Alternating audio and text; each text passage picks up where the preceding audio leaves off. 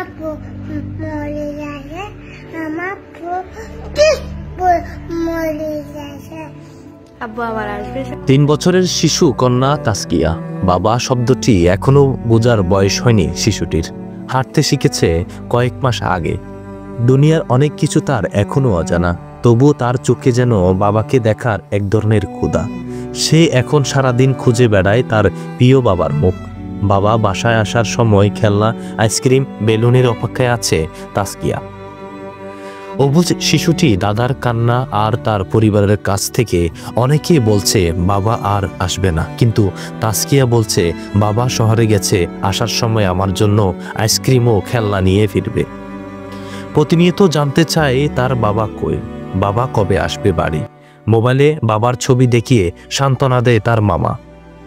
বৃহস্পতিবার পেরিয়ে শুক্রবার এলো, বাবা কেন বাসায় এলো না তা নিয়ে চিন্তার ভাব তাসকিয়ার চোখে মুখে। তাসকিয়ার এখনো বুঝতে পারেনি তার বাবাকে সে কখনো দেখতে পাবে না, কোনোদিনও পাবে না বাবার ভালোবাসা। গত মঙ্গলবার চট্টগ্রাম জজ কোর্টের আইনজীবী অ্যাডভোকেট সাইফুল ইসলাম আলিফকে সনাতনী জাগরণ জোটের মুখপাত্র চিন্ময় কৃষ্ণ দাস ব্রহ্মচারীকে কারাগারে নিয়ে যাওয়ার সময় বাধা দানকারী ইসকন সমর্থকরা হত্যা করে। চট্টগ্রামের লোহাগাড়া উপজেলার চুন্তি এলাকার বাসিন্দা ছিলেন নিহত সাইফুল ইসলাম আরিফ। চুন্তি গিয়ে কথা হয় পরিবারের সাথে।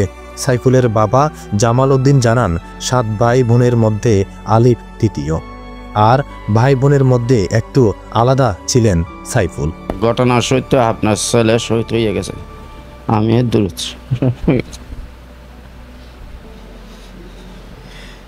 তারপর সেটা আমি শহরে গেলাম, দেখলাম, দেখি আর কি করা, আল্লাহ যেটা ফসলা করছে সেটা মানে নিতে হচ্ছে, আর করার তো কিছু নেই। আমাদের দাবিটা হলো একমাত্র সুষ্ঠু বিচার হওয়া, যেন যারা ঘটনার সাথে জড়িত, যারা যেভাবে ঘটনা ঘটে এদেরকে ফাঁসি হওয়ার, এটাই আমাদের কাম্য। আমার 5 ছেলে, 5 ছেলের মধ্যে সাইফুল হলো 3 নম্বর। আর এক বাজে একটা ছেলে অ্যাডভোকেট করা, এটা পিছনে কত কষ্ট, কত কিছু হয়েছে, এর কিছু বিনিময়ে তো সবগুলো করা যায়। এখন তো সবগুলো হারিয়ে ফেলছি।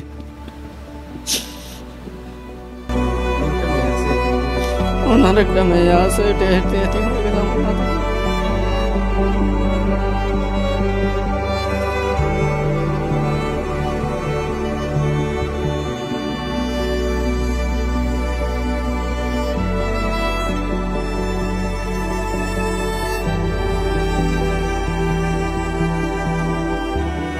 ছিল আমার ছেলের মতন আমি একটা ছেলে দেখছি না, এরকম নম্র, এরকম শান্ত ছিল।